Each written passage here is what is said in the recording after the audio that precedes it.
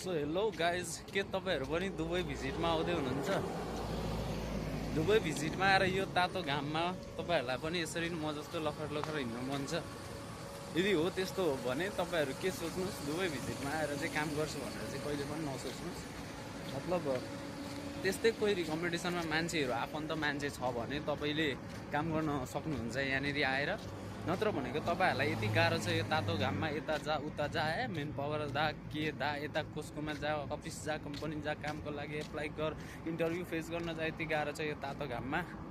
पुरा यहाँको माटो सबै बलौटे माटो छ। यस्तो ठाउँको लागि तपाईँहरू अब भिजिटमा आउनु खोज्दै हुनुहुन्छ भने चाहिँ मतलब घुम्ने हिसाबले आउनुहोस्। किन भिजिट भनेको तपाईँहरूलाई 2 महिनाको अवधि दिएको हुन्छ। 2 महिना तपाईँहरू यहाँ आएर घुम्ने, रिल्याक्स गर्ने, बुर्ज खलिफाको टावर चढ्ने, होइन, जुमेरा बिचमा गएर समुद्रमा यसो रमाउने हो। त्यो हो तपाईँहरूलाई दुबई भिजिट भने चाहिँ।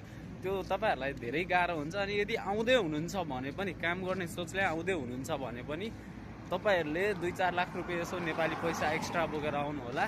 किनभने यहाँ आए पछाडि भनेको पाइलामा 1 दिराम, 2 दिराम, 5 दिराम, 10 दिराम यसो गर्दै तपाईँहरूलाई पैसा लागिरहेको हुन्छ। हो त्यति बेला चाहिँ यहाँ अब बिरानो ठाउँमा रुँदाखेरि पनि सुन्ने कोही हुँदैन गाइस। सो सबैजना आफ्नो ब्याकअप आफै बसाएर आउनु होला।